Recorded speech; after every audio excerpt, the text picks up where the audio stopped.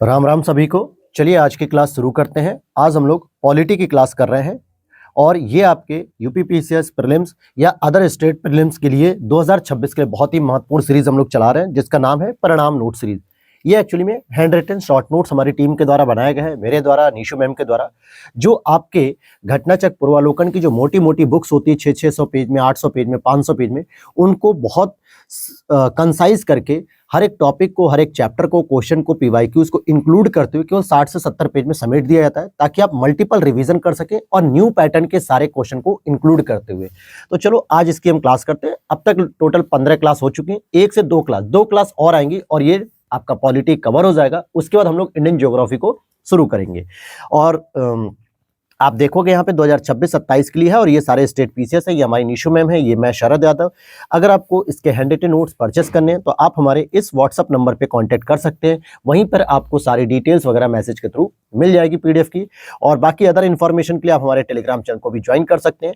अगर आप mains answer writing के भी नोट्स लेना चाहते हैं हैंड रिटन फॉर्म में, तो लक्ष्य भेद शॉर्ट नोट सीरीज है, GS paper 1, 2, 3, 4 and paper 5 and 6 है। ठीक है, तो चलो शुरू करते हैं आज की क्लास। लास्ट क्लास में हम लोगों ने टॉपिक छोड़ा था संविधान संशोधन। ठीक है, सबसे पहले तो आपको यह पता होना चाहिए कि ये जो संविधान संशोधन की बात अगर हम कर रहे हैं, किस भाग में दी जाती है। क्योंकि कई बार होता है ना, जब पार्ट मिलाने को आते हैं, भाग 5, भाग 6, भाग 18, भाग 20, भाग 21, तो इसमें दिया होता है। तो यहां पर अगर आप देखोगे तो ये भाग 20 लिखा होता है संविधान संशोधन। अच्छा, रोमन लिपि में ही हमारे संविधान का ये पार्ट वगैरह लिखे हुए हैं, तो ज्यादातर एग्जामिनर आपको रोमन लिपि में ही देते हैं और वहीं पर आप कंफ्यूज होते हो। देखो, इसका मतलब होता है 10 और इसका मतलब होता है 10, अर्थात ये 20 करके आएगा भाग 20 संविधान संशोधन। और किस आर्टिकल में वर्णन होगा? आर्टिकल 368। देखो, हमारे संविधान में ना 3 प्रकार से संशोधन होते हैं। एक संशोधन प्रक्रिया जो सामान्य बहुमत की होती है, साधारण विधेयक के लिए होती है, या साधारण बहुमत से कह सकते हो। वो आपके संविधान संशोधन की प्रक्रिया तो है, परंतु वो आर्टिकल 368 के तहत वर्णित नहीं होती है। आर्टिकल 368 के तहत जो 2 प्रक्रिया आती हैं वो होती है, एक तो विशेष बहुमत के माध्यम से, जिसमें हमें उपस्थित और मतदान करने वाले सदस्यों के 2/3 मेजॉरिटी चाहिए होती है, और दूसरा होता है 2/3 मेजॉरिटी प्लस 50%, यानी आधे से अधिक राज्यों का अनुसमर्थन, रेटिफिकेशन भी हमें चाहिए होता है। तो ये 2 प्रकार के प्रोविजन होते हैं। इससे समय जितने भी केसेस हैं या जो लेटेस्ट आपके जो संविधान संशोधन हुए हैं, इंपॉर्टेंट संशोधन, जो प्रश्न आपके बन सकते हैं, वो हम डिस्कस करेंगे इस चैप्टर में। देखो, आर्टिकल 368 के अनुसार संसद संविधान के किसी भी भाग में संशोधन कर सकती है। अब यहीं तक आ जाओ जरा।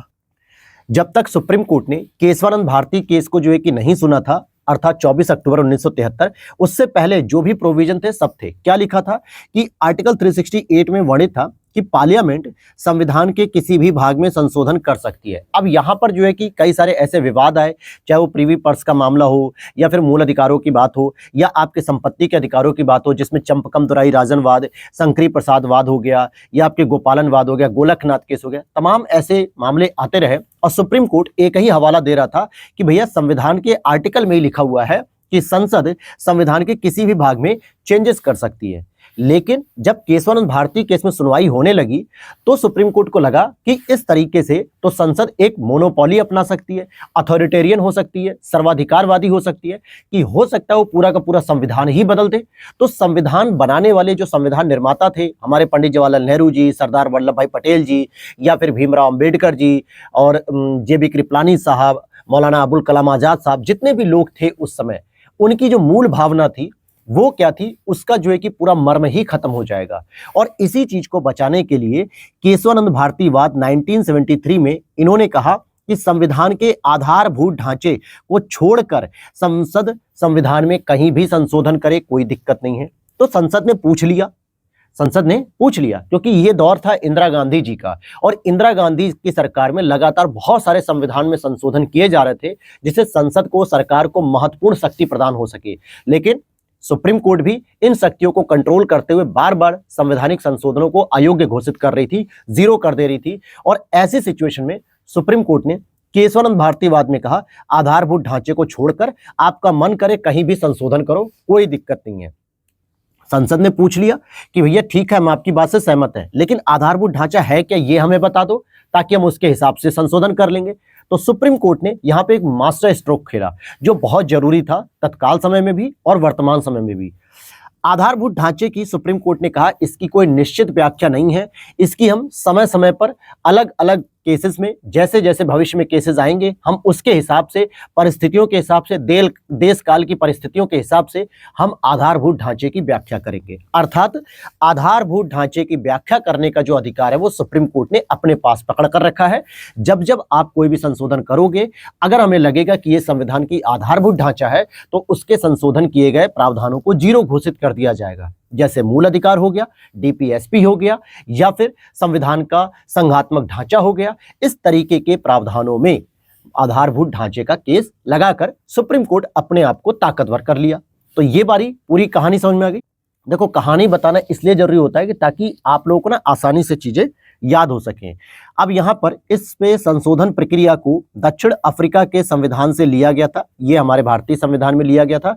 और आर्टिकल 368 का सब क्लॉज 1 कहता है कि संसद संविधान के किसी भी उपबंध का परिवर्तन या निरसन करने के रूप में संशोधन किया जा सकता है। अर्थात किसी भी प्रावधान को जो है कि चेंज भी किया जा सकता है, परिवर्धन यानी एक्स्ट्रा ऐड भी किया जा सकता है, और निरसन यानी उसे समाप्त भी किया जा सकता है। और ये सभी संशोधन किया जा सकता है संसद के द्वारा। किसी ऐसे संशोधन जिस पर विशेष बहुमत के साथ आधे राज्यों का अनुसमर्थन चाहिए होता है, तो राज्य के पास क्या विकल्प होते हैं। जैसे अगर आप देखोगे कि जो प्रावधान ऐसे हैं जिसमें राज्यों की भूमिका है, उसमें अगर आप संशोधन करना चाहते हो तो आपको आधे से अधिक राज्यों के पास जो है कि अनुसमर्थन चाहिए होता है। जैसे राष्ट्रपति के निर्वाचन की प्रक्रिया, क्योंकि उसमें राज्य विधानसभा शामिल होती है, राज्यसभा के इलेक्शन की प्रक्रिया, जीएसटी जैसे बिल को लाने की प्रक्रिया, तमाम ऐसे जो है कि प्रोविजंस हैं। तो यहां पर जब राज्य के पास अनुसमर्थन के लिए प्रस्ताव भेजा जाता है, तो राज्य 3 प्रकार की गतिविधि अपना सकते हैं। पहला, कि शांति से विधानसभा संकल्प को पारित कर दे। विधानसभा संकल्प क्या करे, पारित कर दे जो है कि इजीली, कि हाँ सर हमें इससे मंजूर है, जैसा जीएसटी में किया गया था। भाजपा समर्थित सरकार लगभग 18 राज्यों में थी और सबने अपना समर्थन दे दिया था। विधानसभा संकल्प अस्वीकृत कर दे, ऐसे संकल्प को अस्वीकृत कर दे कि नहीं, इससे राज्यों की शक्तियों में कटौती होगी, राज्य के संवैधानिक अधिकारों और शक्तियों में जो है कि कमी आएगी, ये हम प्रावधान नहीं चाहते हैं। तीसरा ऑप्शन है, ऐसे संकल्प में कोई संशोधन नहीं किया जा सकता, मतलब कोई संशोधन नहीं चाहती है, एज इट इज रहने दो। तो ये 3 ऑप्शन होते हैं।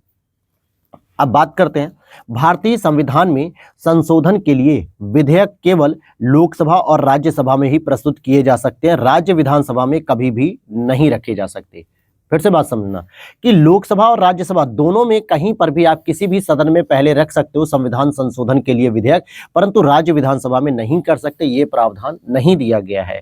संविधान में संशोधन प्रक्रिया 3 प्रकार से होती है। अब फिर से मेरी बात समझना कि संविधान में संशोधन की प्रक्रिया 3 प्रकार से होती है, जिसमें एक होता साधारण बहुमत, जो कि अनुच्छेद 368 के अंतर्गत नहीं आते हैं। मैंने स्टार्टिंग में ही कहा कि हम पढ़ रहे हैं भाग 20, इसके अंतर्गत आर्टिकल 368 पढ़ रहे हैं, और 368 में 2 प्रकार के प्रोविजंस होते हैं। एक होता है आपका विशेष बहुमत, ठीक है, जिसको 2/3 मेजॉरिटी कहते हैं। दूसरा भी होता है विशेष बहुमत, जिसको 2/3 मेजॉरिटी प्लस राज्यों का समर्थन, राज्यों का यानी 50% से अधिक राज्यों का समर्थन। तो ये 368 के तहत 2 प्रोविजन होते हैं, लेकिन संविधान में हम 3 प्रकार से संशोधन करते हैं। तो जो तीसरा संशोधन होता है सामान्य बहुमत का, साधारण बहुमत का, उसे हम आर्टिकल 368 के अंतर्गत काउंट नहीं करते हैं। समझिए, साधारण बहुमत से, जैसे संसद द्वारा इस बहुमत से किए गए संविधान संशोधन अनुच्छेद 368 के अंतर्गत नहीं आते हैं। ऐसे कौन कौन से प्रावधान हैं, जैसे राज्यों की सीमाओं, नामों में परिवर्तन करना, नए राज्यों का निर्माण करना, राज्य विधान परिषदों का सृजन अथवा उत्सादन मतलब समाप्त कर देना, राष्ट्रपति, राज्यपालों, सुप्रीम कोर्ट, हाई कोर्ट, न्यायाधीशों के वेतन में वृद्धि करना या कमी करना आदि। कुछ इस प्रकार के अगर आप देखोगे कि यहाँ पर कहीं पर भी संघात्मक ढांचा जो है कि कोलैप्स नहीं हो रहा, संघात्मक ढांचे को कोई चोट नहीं पहुंच रही है, साथ ही साथ राज्यों की शक्तियों में कोई कमी नहीं आ रही है, तो ऐसे प्रावधानों में संशोधन संसद सामान्य बहुमत से करेगी और इसे आर्टिकल 368 के अंतर्गत नहीं माना जाएगा। राइट। अब यहां पर आपके दिमाग में आएगा कि सर राज्यों की सीमाओं में परिवर्तन हो जा रहा है, नाम में परिवर्तन हो जा रहा है और नए राज्यों का निर्माण भी किया जा रहा है, तो क्या यहां पर राज्यों की शक्तियों में कटौती नहीं हो रही है? जी नहीं, बिल्कुल नहीं, क्योंकि भारतीय संविधान में लिखा हुआ है Bharat the union of India, ठीक है, यूनियन जो लिखा ना, the union state of India, तो ये वाली बात जो लिखी हुई है इसका मतलब है कि भारत क्या है, राज्यों का संघ है, लेकिन राज्यों का निर्माण करता भी है वो एक तरीके से, जब चाहे तब राज्यों को समाप्त भी कर सकता है। तो ये शक्ति संसद के पास ही है, संघ के पास ही है। क्लियर। अब आते हैं विशेष बहुमत, जो 368 के अंतर्गत आएंगे। कुल सदस्य संख्या के बहुमत एवं उपस्थित तथा मत देने वाले सदस्यों के 2/3 बहुमत से ही इस विशेष बहुमत को कर सकते हैं। यहाँ पे जो कुल सदस्य संख्या लिखी है ये आपकी सदन की हो जाएगी। किसकी हो जाएगी ये? अगर आप देखोगे तो ये सदन की। अब जैसे 543 आपको देखने को मिलती है लोकसभा में और 245 देखने को मिलती है राज्यसभा में, तो इसका पहले 50% आप कवर करो या इसका 50%। अब इतने सदस्य तो होने ही चाहिए। अगर मान लो 50% ही मौजूद हैं तो फिर उसके बाद इनका 2/3 मेजोरिटी चाहिए मतदान करने के लिए। अगर मान लो 50% ही प्रेजेंट है, ठीक है, तो पहली क्राइटेरिया पूरा हो गया। दूसरे में क्या है, 2/3 मेजोरिटी आपको लेनी पड़ेगी, तब जाके आप ये संशोधन 368 के तहत कर सकते हैं। यहां तक बात समझ में आ गई। कौन कौन से प्रोविजंस होंगे वो भी हम बात कर लेंगे। अच्छा, विशेष बहुमत तथा आधे राज्यों के अनुसमर्थन से, ये सभी आर्टिकल 368 के अंतर्गत आते हैं, जिसमें आपको विशेष बहुमत का पैटर्न मैंने बता दिया कि सदन की कुल संख्या का बहुमत, ठीक है, और साथ ही साथ 2/3 बहुमत उपस्थित तथा मतदान करने वाले सदस्यों का, प्लस आधे राज्यों का अनुसमर्थन, और राज्यों के पास क्या विकल्प है वो मैंने यहां पर डिस्कस कर दिए। जैसे राष्ट्रपति की निर्वाचन प्रक्रिया, संघ तथा राज्यों की कार्यपालिका शक्ति का विस्तार करना, सुप्रीम कोर्ट हाई कोर्ट संबंधी प्रावधान, जीएसटी के प्रावधान, संविधान संशोधन की संसद की शक्ति ही क्यों ना इसमें चेंज करनी पड़े तो भी यहां पे राज्यों की अनुसमर्थन चाहिए। अब मान लेते हैं कि संविधान संशोधन करने की जो संसद की शक्ति है आर्टिकल 368, इसी में पता चले कल को संसद चेंज करके कह दे कि अब हमें राज्यों का अनुसमर्थन ही नहीं चाहिए, तो ऐसे बिल को लाने के लिए भी आपको पहले आधे राज्यों का अनुसमर्थन चाहिए। जब राज्य सहमति देंगे कि ठीक है आप ही लोग अपने में संशोधन कर लीजिए, हमें जरूरत नहीं है, तो ये गलत हो जाएगा। ठीक है, तो इस तरीके के कुछ ऐसे प्रोविजन है। जैसे राष्ट्रपति की निर्वाचन प्रक्रिया में राज्य विधानसभाओं की भूमिका होती है, तो भाई उनसे बिना पूछे आप नहीं कर सकते। तो ऐसे जितने भी प्रावधान है जहां पे संघात्मक ढांचा या फिर राज्यों की शक्ति में कटौती दिख रही है, इनको बचाए रखने के लिए विशेष बहुमत के साथ आधे राज्यों का अनुसमर्थन चाहिए। अब आधे राज्यों में जैसे हमारे 28 राज्य हैं, तो हमें कम से कम 14 राज्यों या 15 राज्यों का अनुसमर्थन चाहिए ही चाहिए। आगे देखते हैं, संविधान संशोधन विधेयक प्रस्तुत करने के लिए राष्ट्रपति की पूर्व अनुमति की आवश्यकता नहीं होती है, संयुक्त बैठक का प्रावधान भी नहीं है। ध्यान देना मेरी बात है। आप कहोगे सर धन विधेयक में भी संयुक्त बैठक नहीं होती है, लेकिन धन विधेयक को प्रस्तुत करने से पहले राष्ट्रपति की पूर्व अनुमति आवश्यक होती है, तो क्या इसमें भी यही प्रावधान है? बिल्कुल नहीं। संसद के कोई भी सदन किसी भी समय संविधान संशोधन का विधेयक लोकसभा या राज्यसभा में पेश कर सकते हैं, किंतु उन्हें राष्ट्रपति से पूर्व अनुमति की आवश्यकता नहीं होती है। और किसी भी प्रकार के सदन में, लोकसभा या राज्यसभा में अगर गतिरोध होता है तो वहां पे आर्टिकल 108 के तहत कोई भी संयुक्त प्रावधान नहीं है बैठक का, कोई संयुक्त बैठक नहीं होगी। सिंपल सी बात है, वो विधेयक रद्द हो जाएगा अगर किसी भी एक सदन ने उसे अस्वीकृत कर दिया तो। यहां पर देखते हैं कि संविधान संशोधन विधेयक पर राष्ट्रपति को अनुमति देना बाध्यकारी किया गया। वह इस पर किसी भी प्रकार के वीटो या अन्य विकल्प का प्रयोग नहीं कर सकता, जो आर्टिकल 111 में क्या है, राष्ट्रपति की वीटो शक्ति है।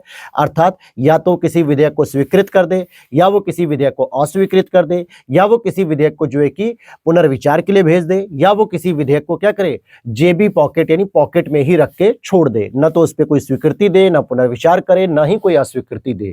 ठीक है, इसे कहते हैं पॉकेट वीटो। तो इस प्रकार की प्रक्रिया अपनाई नहीं जा सकती, और ये इंदिरा गांधी गवर्नमेंट के द्वारा 24वें संविधान संशोधन 1971 के द्वारा जोड़ दिया गया। क्यों? क्योंकि भाई जब दोनों सदनों ने आपसी विचार विमर्श के बाद प्रस्ताव को पारित कर दिया है, तो राष्ट्रपति के लिए ये जो है कि बाध्यकारी हो जाता है अनुमति देना। तो बाध्यकारी है ये अनुमति देना, ध्यान से समझ लो। यही सारे प्रश्न आपके बनते हैं। अब आइए यहाँ पे आर्टिकल 368 के सब क्लॉज 2 में संशोधन की दो विधियां उल्लिखित हैं, एक विशेष बहुमत से और एक विशेष बहुमत प्लस आधे राज्यों का अनुसमर्थन। यही दोनों केवल 368 में आती हैं। कहीं ये मत कर देना कि सर हमने तो संविधान संशोधन विधेयक में ये भी पढ़ा था कि सामान्य बहुमत है। हमने ये पढ़ा था सर आपकी क्लास में कि सर सामान्य बहुमत से भी संशोधन हो सकता है। बिल्कुल हो सकता है, लेकिन ये आर्टिकल 368 के अंतर्गत नहीं आएगा। ठीक है, अब आ जाते हैं कि यूपीएससी का प्रश्न था, प्रथम संविधान संशोधन 1951 में हुआ था। पंडित जवाहरलाल नेहरू जी की उस समय सरकार थी। ठीक है, एक तरीके से सरकार भी कह सकते हो इंटरिम गवर्नमेंट में ही हो गया था। प्रथम संविधान संशोधन 1951 में हुआ। इसके द्वारा आर्टिकल 31 क जोड़ा गया और आर्टिकल 31 ख जोड़ा गया। साथ ही साथ 9th शेड्यूल को भी जोड़ा गया, जिससे भूमि सुधार को बल मिला। अब सोचो, पहले संविधान संशोधन में 9वीं अनुसूची जोड़कर क्या किया गया, भूमि सुधार की बात की गई, क्योंकि मूल संविधान में केवल 8 अनुसूचियां थी।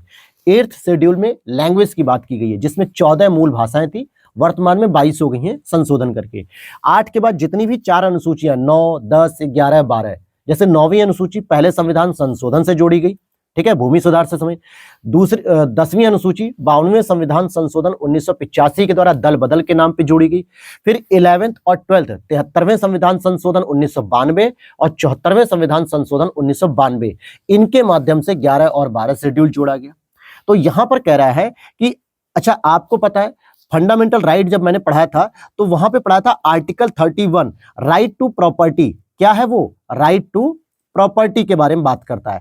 तो इसी राइट टू प्रॉपर्टी के अंतर्गत एक संशोधन किया गया कि हमें लैंड रिफॉर्म्स भी करना है, क्योंकि आजादी के बाद बहुत सारे किसान जो अंग्रेजों के समय से ही जो है कि वंचित थे, शोषित थे, उनकी जमीनें जो जमींदारों को दे दी गई थी, सेठ महाजनों साहूकारों को दे दी गई थी, उन जमीनों को जो है कि भूमि सुधार के माध्यम से किसानों को, सीमांत किसानों को, भूमिहीन किसानों को, मजदूरों को वितरित करने के लिए हमें राइट टू प्रॉपर्टी में चेंज करना था। और राइट टू प्रॉपर्टी में चेंज करने के लिए ही आर्टिकल 31 कब जोड़ा गया, आर्टिकल 31 ख जोड़ा गया। ये दोनों ही सब क्लॉज जोड़े गए, 9th शेड्यूल जोड़ा गया लैंड रिफॉर्म्स को मजबूत करने के लिए। तो ये पूरी प्रक्रिया यही थी। आखिर ये 31 राइट टू प्रॉपर्टी का विवाद लगातार चलता रहा, इसीलिए मोरारजी देसाई सरकार ने 44th अमेंडमेंट 1978 के माध्यम से क्या किया, आर्टिकल 300 में लीगल राइट के रूप में जो है कि क्या कर दिया, राइट टू प्रॉपर्टी को शिफ्ट कर दिया कि भैया अब ये फंडामेंटल राइट नहीं रह गया, जब चाहेंगे तब इसमें संशोधन कर सकते हैं सामाजिक कल्याण के लिए। यहां तक बात समझ में आ रही है? चलो, अब कुछ इंपॉर्टेंट संशोधन है जो मिलान करने के लिए आते हैं। जैसे नॉर्थ ईस्ट में अगर आप देखोगे तो असम से निकलकर नागालैंड का ही सबसे पहले निर्माण होता है 1963 के आसपास। 13वें संशोधन के द्वारा नागालैंड का निर्माण हुआ। 18वें संशोधन के द्वारा राज्य को पुनर्परिभाषित किया गया। अच्छा, राज्य की परिभाषा कहां पर है, कोई बताएगा? कमेंट करो जरा, जल्दी करो कमेंट। इस समय तक मेरे बताने से पहले देखो, राज्य की जो परिभाषा है बता दिया आप लोगों ने। राज्य की परिभाषा आर्टिकल 12 के अंतर्गत आती है कि किसे किसे राज्य माना जाएगा, वही राज्य जो फंडामेंटल राइट्स के अगेंस्ट नियम नहीं बना सकते। 39 संवैधानिक संशोधन 1975 में हुआ, जिसमें राष्ट्रपति, उपराष्ट्रपति, स्पीकर, प्रधानमंत्री के चुनाव को चुनौती नहीं दी जा सकती है।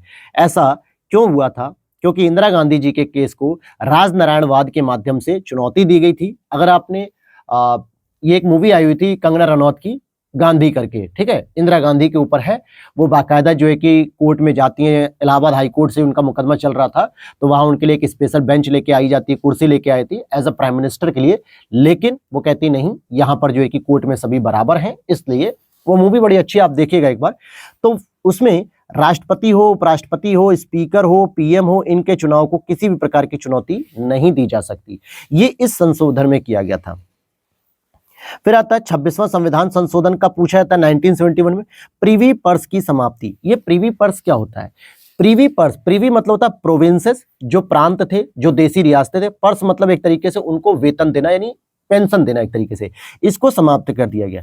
आजादी के बाद जो देसी रियासतें बची थी, उनके नवाबों को या उनके जो है कि महाराजाओं को पेंशन देने का प्रावधान भी था, लेकिन समय के साथ साथ वो पेंशन जो वंशानुगत होती जा रही थी, तो शायद आज तक उनके महाराजाओं को पेंशन दी जा रही होती। तो इस पेंशन के प्रावधान को भी 26वें संविधान संशोधन के द्वारा, इंदिरा गांधी गवर्नमेंट के द्वारा हटा दिया गया।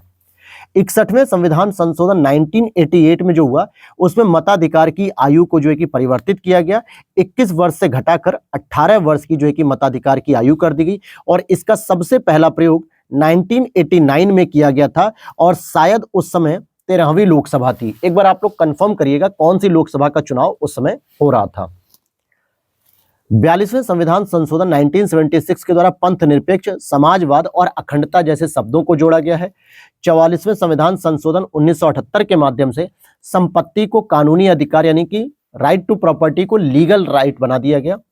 38वें संविधान संशोधन 1975 के द्वारा न्यायिक पुनरीक्षण की शक्ति का परिसीमन कर दिया गया यानी कि जुडिशियल रिव्यू की जो पावर थी उसको कंट्रोल किया गया। फिर आगे देखते हैं और भी कुछ मिलान आते हैं क्योंकि देखो यही प्रश्न आपके मिलते रहते हैं अक्सर आपको एग्जाम में। जैसे 69वां संविधान संशोधन 1991 में जो किया गया था, दिल्ली को एनसीआर का दर्जा दे दिया गया। क्या किया गया था? दिल्ली को एनसीआर का दर्जा दिया गया और इसी के साथ 70वें संविधान संशोधन के माध्यम से ही यह कह दिया गया कि जो दिल्ली की विधानसभा है, दिल्ली की विधानसभा प्रेसिडेंट अर्थात राष्ट्रपति के चुनाव में पार्टिसिपेट करेगी। ठीक है, दिल्ली की विधानसभा। 81 अमेंडमेंट जो 2000 में आया, बैकलॉग रिक्ति में आरक्षण एससी एसटी को मिलेगा। 91वें संविधान संशोधन 2003 में मंत्री परिषद का आकार 15% से अधिक नहीं हो सकता और इस मंत्री परिषद के आकार में यह कहा गया है कि अगर केंद्र के स्तर पर देख रहे हो तो पीएम भी इसमें इंक्लूड रहेंगे, अगर स्टेट के लेवल पर देख रहे हो तो सीएम भी इसमें इंक्लूड रहेंगे, यही 15% रहेगा। 97 अमेंडमेंट 2011 में सहकारी समिति को जोड़ा गया। सहकारी समिति 3 जगह जुड़ती है। अगर हम भाग की बात करते हैं, ठीक है, सहकारी समिति अगर हम भाग की बात करते हैं तो भाग 9B जुड़ता है। ठीक है, भाग कौन सा जुड़ता है? 9B। अगर हम अनुच्छेद की बात करते हैं तो 19(1) सब क्लॉज C जुड़ता है और एक और जोड़ा जाता है आर्टिकल नंबर 43B करके जोड़ा जाता है जो आपके सहकारी समिति डीपीएसपी के अंतर्गत आते हैं। तो 3 जगह इससे परिवर्तन किए गए। 99 अमेंडमेंट जो 2014 में लाया गया था, NJAC national judicial appointment commission, इसको मैंने ऊपर ही आपको सुप्रीम कोर्ट के चैप्टर में बताया था कि किस प्रकार की प्रक्रिया होगी, कैसे कमेटी होगी, कौन कौन मेंबर शामिल होंगे, चीफ जस्टिस ऑफ इंडिया रहेंगे, ये सारी चीजें मैंने पिछली क्लास में बता रखा है। सुप्रीम कोर्ट में जाके वहां देख सकते हो। बाकी यहां पर आप देखना है कि 99 संविधान संशोधन के द्वारा एनजेएसी का निर्माण किया गया, किंतु 2015 में ही सुप्रीम कोर्ट ने इसे असंवैधानिक करार देते हुए रद्द कर दिया।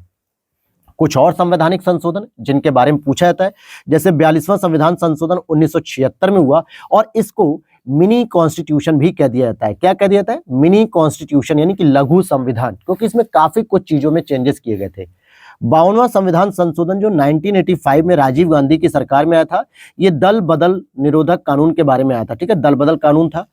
86वां संविधान संशोधन सन 2002 में अटल बिहारी वाजपेयी जी की सरकार में आया था, जिसमें 86वें संविधान संशोधन के माध्यम से आर्टिकल 21A को राइट टू एजुकेशन के तौर पे ऐड किया गया और 96 अमेंडमेंट जो 2011 में आया। राइट, चले आगे देख लेते हैं। 42वां संविधान संशोधन द्वारा अनुच्छेद 74(1) के तहत मंत्री परिषद की सलाह को राष्ट्रपति के लिए पहली बार बाध्यकारी बनाया गया। देखो 42वें संविधान संशोधन में कहा गया है कि मंत्री परिषद की जो भी सलाह होगी उसे राष्ट्रपति के लिए बाध्यकारी बना दिया गया है, आपको वो सलाह माननी पड़ेगी। लेकिन इस सलाह में थोड़ा सा एक ट्विस्ट लाया गया मोरारजी देसाई की सरकार में। जब इंदिरा गांधी जी की सरकार हटती है 78 में और मोरारजी देसाई की सरकार आती है तो वहां पे ट्विस्ट आता है कि सलाह को राष्ट्रपति पुनर्विचार के लिए भी भेज सकता है। अब यही दोनों पॉइंट आपसे प्रश्न बन सकते हैं। छोटी छोटी वर्ड्स हैं, छोटे छोटे पॉइंट्स हैं, लेकिन अगर आप ठीक से नहीं याद करोगे, ठीक से नहीं समझोगे तो आपकी मिस्टेक हो सकती है। अब मैं देखो यहां पर बैठ के आपको रटाऊंगा तो है नहीं अभी, ठीक है, रटना तो आपको पड़ेगा, याद तो आपको करना पड़ेगा, लेकिन चीजों को मैं डिकोड कर सकता हूं, एक्सप्लेन कर सकता हूं, कॉन्टेक्स्ट बता सकता हूं कि किस परिदृश्य में, किस परिस्थितियों में इन सब चीजों को हम पढ़ रहे हैं ताकि इजीली समझ में आ सके। तो भैया 42वें संविधान संशोधन के द्वारा राष्ट्रपति के लिए पहली बार बाध्यकारी बना दिया गया। और क्या चीज? मंत्रिपरिषद की सलाह को। फिर 44th अमेंडमेंट आता है 1978 में और इस समय राष्ट्रपति के पुनर्विचार के लिए भेजा जा सकता है। ये भी जो है कि 42वें संविधान संशोधन से क्या क्या चेंजेस हुए, क्यों इसे मिनी कॉन्स्टिट्यूशन या लघु संविधान कहा जाता है? क्योंकि इसने प्रस्तावना में समाजवादी शब्द, पंथ निरपेक्ष शब्द और अखंडता शब्द को जोड़ा, 10 मौलिक कर्तव्यों को जोड़ा। ये जो मौलिक कर्तव्य थे, ये आपके, हालांकि मौलिक कर्तव्य अभी हम पढ़ेंगे तो बता देंगे यहाँ पे, स्वर्ण सिंह समिति, ठीक है, स्वर्ण सिंह समिति की सिफारिश पर एड ऑन किए गए। और इस समिति ने शुरू में 8 ही मौलिक कर्तव्यों की बात की थी, लेकिन जब जोड़े गए तो 10 मौलिक कर्तव्य जोड़े गए थे और 3 नए डीपीएसपी को जोड़ा गया। जैसे कौन कौन से डीपीएसपी हैं? आर्टिकल 39A, समान एवं निःशुल्क विधिक सहायता, अर्थात गरीबों के लिए निःशुल्क विधिक सहायता दी जाएगी।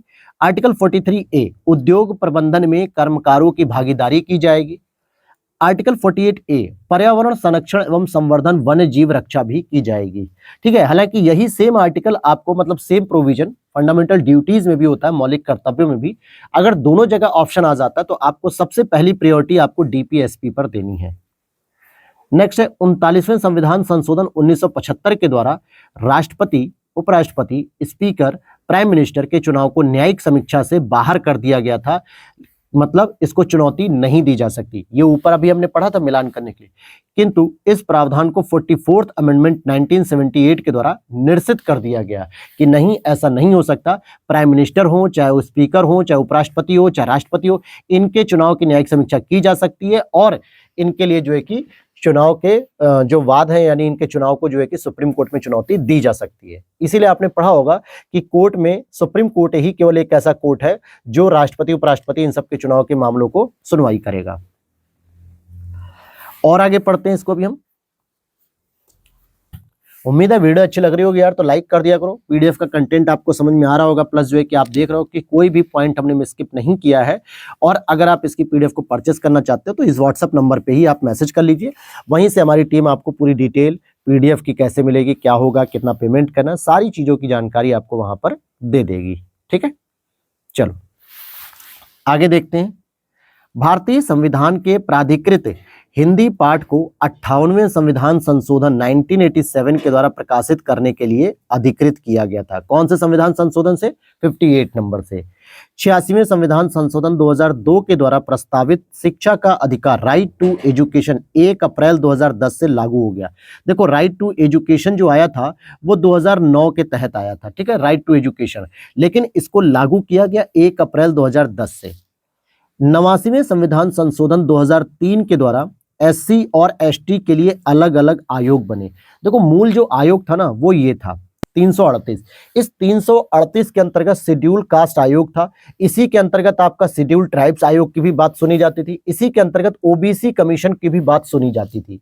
लेकिन 89वें संविधान संशोधन 2003 के तहत यह कहा गया कि एससी और एसटी के लिए अलग अलग आयोग बना दो, तो प्रोविजन यही ऐड कर दिया गया। 338 में मतलब शेड्यूल कास्ट आयोग है ही, 338A के तहत हम शेड्यूल ट्राइब्स आयोग को भी एस्टैब्लिश करते हैं।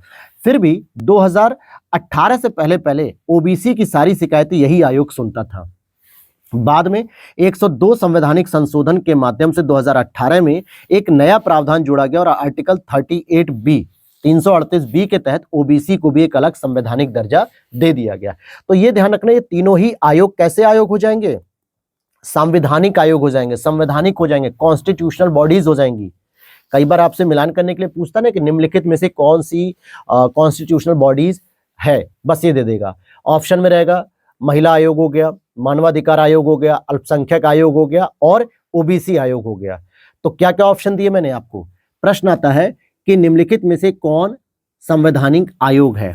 तो मान के चलो, पहला मैंने कहा मानवाधिकार आयोग, दूसरा मैंने कहा महिला अधिकार आयोग, तीसरा मैंने कहा अल्पसंख्यक आयोग, चौथा मैंने कहा ओबीसी आयोग। तो आप कहोगे सर ये तीनों तो संसद ने विधेयक बनाकर जो है कि स्टैब्लिश किए 1992, 93 यही सब, लेकिन ओबीसी अब हमारा संवैधानिक आयोग बन गया है 102 संवैधानिक संशोधन के माध्यम से।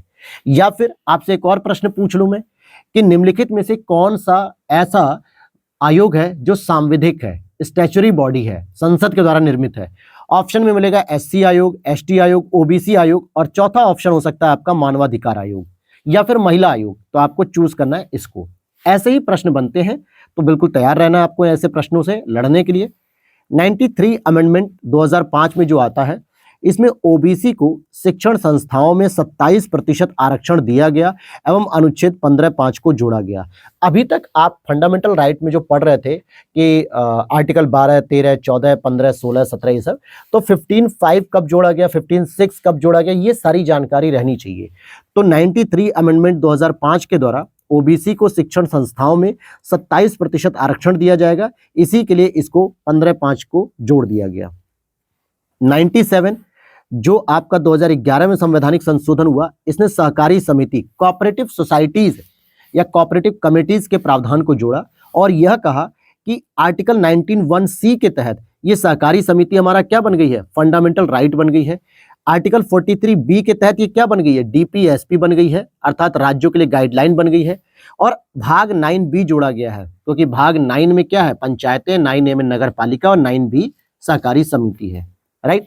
अच्छा, सहकारी समिति के लिए लिखा हुआ है यहाँ पे, चलो आर्टिकल 243(ZJ) के अनुसार सहकारी समिति के निदेशकों की संख्या अधिकतम कितनी होगी, 21 होगी। 21 से अधिक डायरेक्टर्स नहीं हो सकते, मेंबर्स कितने भी हो सकते हैं लेकिन डायरेक्टर्स उससे अधिक नहीं हो सकते हैं। कुछ और इंपॉर्टेंट संशोधन, जैसे 101वां संवैधानिक संशोधन 2016 में किया गया जीएसटी के लिए, 103वां संवैधानिक संशोधन 2019 में किया गया ईडब्ल्यूएस के लिए, 100वां संवैधानिक संशोधन 2015 में किया गया इंडिया बांग्लादेश के भूमि समझौते के लिए, जो 3 बीघा गलियारा करके समझौता कह सकते हो। यहाँ पर अगर आपका 102 मिसिंग हो रहा है तो आप 102 के बारे में पढ़ सकते हो कि सर ये 2018 में आया था और ये ओबीसी कमीशन के लिए लाया गया था, जिसमें आर्टिकल 338(b) के माध्यम से ओबीसी आयोग को गठित किया गया। फिर और देखोगे, गोलकनाथवाद 1967 में आया, केशवानंदवाद 1973 में आया, 24वां संशोधन 1971 में आया, 42वां संशोधन 1976 में आया। अब आ जाते हैं आधारभूत ढांचे की थोड़ी सी बात कर लेते हैं। देखो, इसकी उत्पत्ति केशवानंद भारतीवाद 1973 में की गई थी और इस वाद की जो सुनवाई हो रही थी वो 13 सदस्यीय संविधान पीठ कर रही थी और ये अब तक की सबसे बड़ी संवैधानिक पीठ है, जिसमें चीफ जस्टिस ऑफ इंडिया होते हैं। हमेशा संवैधानिक पीठ का जो डिसीजन होता है वो बहुमत के आधार पे होता है और बहुमत के आधार की वजह से ही इसको ऑलवेज ऑड नंबर में ही गठित किया ऐसा है। जैसे मिनिमम कितने सदस्य चाहिए होते हैं, मिनिमम तो सर हमने पढ़ा है कि 5 सदस्य चाहिए होते हैं। अब 5 में से 3 और 2 का ही बहुमत होगा या 4 1 का हो सकता है या 5 0 का भी हो सकता है, ठीक है। ऑड रहेगा तभी तो हम बहुमत में सही तरीके से पहुंच पाएंगे ना। इसमें कोई कास्टिंग वोट या निर्णायक मत की प्रक्रिया नहीं होती है, अदरवाइज तो फिर सुप्रीम कोर्ट के चीफ जस्टिस ऑफ इंडिया की मोनोपोली हो जाएगी, राइट। इस तरीके से 5, 7, 9, 11, 13, 15, 17 कुछ इस तरीके के ऑड नंबर्स पे ही हम लोग संवैधानिक पीठ को पढ़ते हैं। आधारभूत ढांचे की परिभाषा संविधान में कहीं भी वर्णित नहीं है। ये मैं बार बार आपको बता रहा हूं कि चाहे वो अल्पसंख्यक शब्द हो या किसी भी प्रकार के शब्द की व्याख्या संविधान में नहीं है। अगर आपसे पूछता है एग्जामिनर कि संविधान के इस आर्टिकल में इसकी व्याख्या परिभाषित की गई है तो कह देना नहीं, ऐसा होता ही नहीं है, बल्कि सुप्रीम कोर्ट विभिन्न केसों के द्वारा इसकी व्याख्या करता है और ये आगे भी हमेशा करता रहेगा, इसीलिए इन्होंने अपने पास इसके अधिकार को सुरक्षित रखा है। आगे देखते हैं, 25वां संविधान संशोधन 1971 के द्वारा आर्टिकल 31(c) को जोड़ा गया है। किसके द्वारा? 25वें संविधान संशोधन 1971 के द्वारा आर्टिकल 31(c) जोड़ा गया। अब दिमाग में लाओ कि सर अभी हमने पढ़ा था राइट टू प्रॉपर्टी में 31(a), 31(b), ये कब जोड़ा गया? तो ये मैंने बताया था 1951 में पहला जो संविधान संशोधन हुआ था, फर्स्ट अमेंडमेंट जो हुआ था उसके द्वारा, और 25वें संविधान संशोधन 1971 के द्वारा 31(c) जोड़ा गया और अनुच्छेद 39(b) और (c) को प्रावधानों को प्रभावी बनाने के लिए अनुच्छेद 14, 19 और 31 को सीमित कर दिया गया। अर्थात जो 39(b) और (c) क्या है कि डीपीएसपी में हमने पढ़ा था ना कि केंद्रीकरण की प्रवृत्ति नहीं होनी चाहिए, कल्याणकारी जो है कि संसाधनों का आवंटन होना चाहिए। इस तरीके की चीजों को लागू करने के लिए हम आर्टिकल 14, 19 और 31 को सीमित कर सकते हैं। 35वें संवैधानिक संशोधन 1974 के द्वारा सिक्किम को सह राज्य का दर्जा मिला और 36वें संविधान संशोधन 1975 के द्वारा इसे पूर्ण राज्य का दर्जा दे दिया गया। आर्टिकल 31, 371F में इसको रखा गया है। फिर कुछ और भी मामले आते हैं, जैसे इंदिरा गांधी बनाम राजनारायणवाद, ये 39वां संविधान संशोधन था और इसी में कह दिया गया था कि राष्ट्रपति, उपराष्ट्रपति, स्पीकर और प्रधानमंत्री के चुनाव को क्या कर सकते हो, चुनौती नहीं दे सकते किसी भी कोर्ट में, इसकी न्यायिक समीक्षा नहीं की जा सकती। हालांकि इस प्रावधान को आगे चल के 44th अमेंडमेंट के द्वारा रद्द कर दिया गया मोरारजी देसाई सरकार के द्वारा। क्यों? क्योंकि इंदिरा गांधी का यह मामला इसी समय चल रहा था। मिनर्वा मिल्स बनाम भारत संघ 1980 में 42वां संविधान संशोधन, ठीक है। और कियोतो होलोहानवाद 1992 52वां संविधान संशोधन। अब कहोगे कि सर ये क्या है, समझ में नहीं आ रहा है। तो 52वें संविधान संशोधन के लिए जो है कि लाया गया एक अभी लेटेस्ट अधिनियम जो है संशोधन, उसको हम बात करते हैं नारी शक्ति वंदन अधिनियम। इसका नाम ही यही है, नारी शक्ति वंदन अधिनियम, यानी नारी की शक्ति को हम पूजते हैं। 106 नंबर का अमेंडमेंट था ये, जो 2023 में हुआ। लोकसभा, राज्य विधानसभाओं और दिल्ली विधानसभा में महिलाओं को 1/3 स्थान आरक्षित किया जाएगा। This is important. क्या कि सर यूनियन टेरिटरीज में तो दिल्ली भी है, पुदुचेरी भी है, जम्मू कश्मीर भी है, जहां तीनों में विधानसभा पाई जाती है, लेकिन इसमें स्पेशली केवल दिल्ली विधानसभा को ही केवल शामिल किया गया है। तो अगर आपसे प्रश्न बनता है कि नारी शक्ति वंदन अधिनियम के तहत लोकसभा, राज्य विधानसभा और केंद्र शासित राज्य में 1/3 अधिनियम का प्रावधान, मतलब 1/3 रिजर्वेशन का प्रावधान लागू है, तो आप कहोगे बिल्कुल केंद्र शासित प्रदेश में दिल्ली तो आ ही रहा है। अगर ऑप्शन आता है कि दिल्ली, पुदुचेरी, जम्मू कश्मीर में भी लागू है, तो आप कहोगे नहीं, केवल दिल्ली में लागू है। बात यहां तक क्लियर हो रही है। संविधान में आर्टिकल 334A के तहत इस प्रावधान को जोड़ा जाएगा और यह अधिनियम लागू होने के पश्चात होने वाली पहली जनगणना के बाद ही लागू होगा। तो अभी तक ये रिजर्वेशन का प्रोविजन केवल कागजों पर ही है, व्यवहारिक रूप में अभी लागू नहीं हुआ है। उसके लिए आपको जनगणना करानी पड़ेगी। 2023 के बाद जो पहली जनगणना होगी वो 2026 में होने वाली है। 15 वर्ष की अवधि तक इसे लागू किया जाएगा और जिसे संसद विधि द्वारा बढ़ा सकती है, जिसे संसद विधि बनाकर बढ़ा सकती है, इस आधार पे कि हाँ इससे महिलाओं का कल्याण हो रहा है, महिलाओं के सशक्तिकरण वृद्धि हो रही है, तो इसे और आगे कंटिन्यू किया जाए। तो यहां तक ये टॉपिक हमारा संविधान संशोधन था। लगभग हर एक पहलू को मैंने बताया, हर एक पॉइंट को मैंने डिस्कस किया, इससे बाहर कोई भी प्रश्न नहीं जाएगा। अब चलते हम नेक्स्ट टॉपिक, राजभाषा। तो देखते हैं हम लोग राजभाषा के बारे में। राजमाता नहीं, ठीक है, शिवगामी देवी नहीं पढ़ रहे हम लोग, राजभाषा पढ़ रहे हैं। भारतीय संविधान के अनुच्छेद 343 में संघ की राजभाषा के तहत संविधान के प्रारंभ से 15 वर्षों की अवधि के लिए सभी सरकारी उद्देश्यों हेतु अंग्रेजी भाषा के उपयोग की अनुमति थी। और ये प्रश्न आपका यूपीएससी में भी मेरे दोस्त आया है और पीसीएस में भी प्रश्न आया हुआ है, उठा के देख लेना पीवाई को 4-5 साल पहले यूपी पीसीएस में, वहां पे पूछ लिया गया। क्यों? कई सारे लोगों को लगता था कि हिंदी राजभाषा है, हिंदी राजभाषा, इसी पर डिबेट होती रहती, इसी पर हम लोग चर्चा करते रहते, तो हो सकता है शुरू में भी हिंदी की ही बात की गई। नहीं, हमारे जितने भी संविधान निर्माता थे मुख्य रूप से सारे वकील थे और वकालत उन्होंने अधिकतर लोगों ने विदेशों से की थी, जो कि इंग्लिश भाषा में की थी। तो अपने आप भी वो कंफर्ट थे और प्लस जो है कि धीरे धीरे ही आप ट्रांसफॉर्म कर सकते हैं शासन की प्रक्रिया को, क्योंकि वो अंग्रेजों के शासन से निकले थे, ठीक है। वो कहते हैं ना अंग्रेजों के जमाने के जेलर, तो सारी पद्धति अंग्रेजी में ही उन्होंने ज्यादातर सीखी थी। धीरे धीरे ग्रामीणवासी जनता को, भारतीय जनता को हिंदी में रूबरू करने के लिए धीरे धीरे एक समय चाहिए था। इसीलिए उन्होंने कहा शुरू के 15 वर्षों तक हम सभी प्रकार के सरकारी उद्देश्यों के लिए अंग्रेजी भाषा का प्रयोग करेंगे। आर्टिकल 343 कहता है संघ की राजभाषा होगी, 345 कहता है राज्य की राजभाषा होगी, दोनों की अलग अलग हो गई, और 346 कहता है दो राज्यों के बीच पत्रादि की राजभाषा, अर्थात दो राज्य अगर आपस में कोई पत्राचार कर रहे हैं, ऑफिशियल लेटर को शेयर कर रहे हैं, तो उसमें कौन सी भाषा यूज होगी। फॉर एग्जाम्पल हमारा काशी तमिल समागम देखते हैं हम लोग, उत्तर प्रदेश और तमिलनाडु के बीच की जो संस्कृति की बात होती है। अब तमिलनाडु में हिंदी तो बोली नहीं जाती है, वहां की सरकारों में जो मंत्री बैठे, विधायक बैठे, प्रशासनिक अधिकारी बैठे, वो तो तमिल भाषा बोलते हैं, ठीक है, मलयालम बोलेंगे, कन्नड़ बोलेंगे, जो भी बोलेंगे, हिंदी तो नहीं बोलेंगे। अब उत्तर प्रदेश से योगी आदित्यनाथ जी ने एक लेटर टाइप करवाया सचिव के माध्यम से कि भेज दो, काशी तमिल समागम जो है कि बनारस में आयोजित होगा, ये थीम रहेगी। तो उसके लिए दो राज्यों के बीच में जो पत्रादि की राजभाषा होगी वो आर्टिकल 346 का प्रयोग करके आपसी सहमति पर इंग्लिश में जो है कि किया जा सकता है या फिर अन्य भाषा में किया जा सकता है। और 344 के तहत कहा गया राजभाषा आयोग गठित करने का प्रावधान होगा। तो अगर आप गौर करोगे 343 में राजभाषा संघ की, 344 राजभाषा आयोग, 345 राज्य की राजभाषा, 346 दो राज्यों के बीच पत्रादि की राजभाषा होगी। फिर आगे देखते हैं प्रथम राजभाषा आयोग का गठन कब हुआ। आर्टिकल 344 के तहत इसका गठन 1955 में किया गया। कब किया गया? 1955 में किया गया। राष्ट्रपति जी के द्वारा बीजी खेर की अध्यक्षता में इसका गठन हुआ, पहले राजभाषा आयोग का। फिर और भी जैसे मूल संविधान में अगर आप देखोगे तो 14 केवल राजभाषाएं थी, मतलब 14 भाषाओं का उल्लेख था और ये 8th शेड्यूल में था। ठीक है, कितनी भाषाएं थी? 14, लेकिन वर्तमान में कितनी हो गई? 22। तो इसमें जो चेंज करके अपडेट किया गया, ऐड किया गया, वो क्या क्या थी? 21वें 1967 में सिंधी भाषा को जोड़ दिया गया। सबसे पहले सिंधी भाषा को जोड़ा गया कश्मीर वाले क्षेत्र से। 71वें संवैधानिक संशोधन 1992 के माध्यम से नेपाली, कोंकणी, मणिपुरी को जोड़ा गया और 92वें संविधान संशोधन 2003 के द्वारा बोडो, डोगरी, मैथिली और संथाली भाषा को जोड़ा गया। बोडो भी आपकी लद्दाख और जम्मू कश्मीर में ज्यादातर बोली जाने वाली भाषा है। ठीक है, आगे देख लेते हैं। संविधान के प्रारंभ में 8वीं अनुसूची के तहत 14 भाषाएं थी जिन्हें राजकीय भाषा का दर्जा प्राप्त था। राजकीय भाषा, राजभाषा नहीं। वर्तमान में 22 भाषाएं हैं। कौन कौन सी हैं?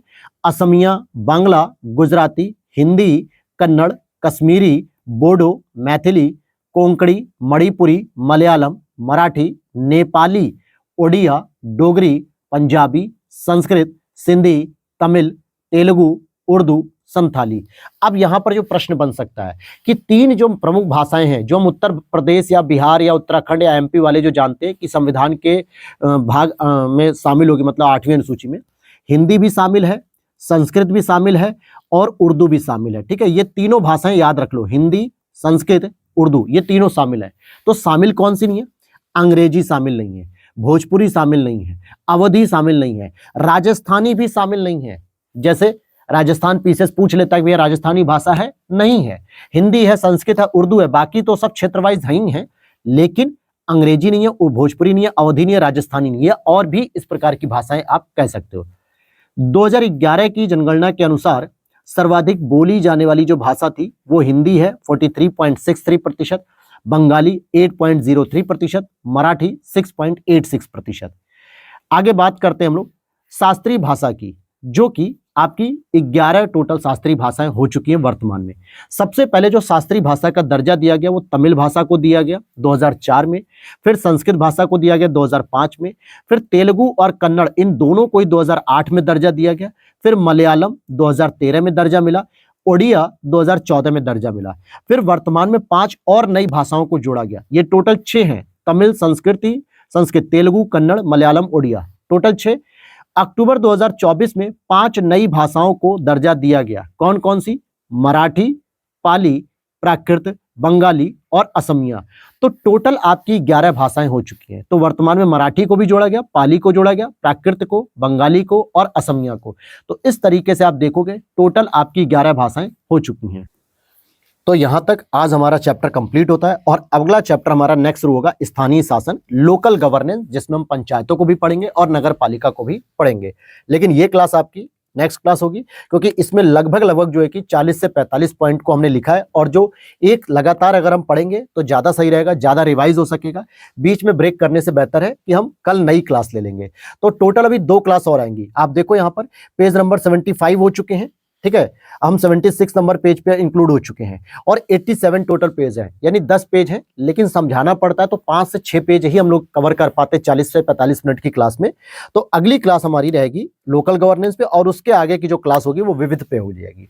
तो विविध सेक्शन और लोकल गवर्नेंस 2 चैप्टर बचे, 2 क्लास होंगी, कंप्लीट हो जाएगा। फिर इंडियन ज्योग्राफी की डायरेक्ट हम लोग क्लास शुरू करेंगे, जिसमें ऑलरेडी 3 क्लासेस में करा चुका हूं। 3 के बाद मैंने होल्ड कर दिया था क्योंकि मर्ज नहीं हो पा रही थी, या यूं कहे कि क्लास जो है कि सही तरीके से रिदम में नहीं आ रही थी। बहुत सारे बच्चे कंफ्यूज हो रहे थे कि सर पॉलिटी की कहां है, ज्योग्राफी कहां है ढूंढने पे। तो इसीलिए आगे की क्लास हम 2 क्लास के बाद ज्योग्राफी की शुरू करेंगे, इंडियन ज्योग्राफी। उम्मीद करता हूं वीडियो अच्छी लगी तो लाइक कर देना और साथ ही साथ आपको ये व्हाट्सएप नंबर दिखाया जा रहा है, यहां पर आप जो है कि मैसेज करके इसकी डिटेल ले सकते हैं, पीडीएफ को परचेस कर सकते हैं रिवीजन करने के लिए। मिलते हैं नेक्स्ट वीडियो में। जय हिंद, जय भारत, राम राम सभी को।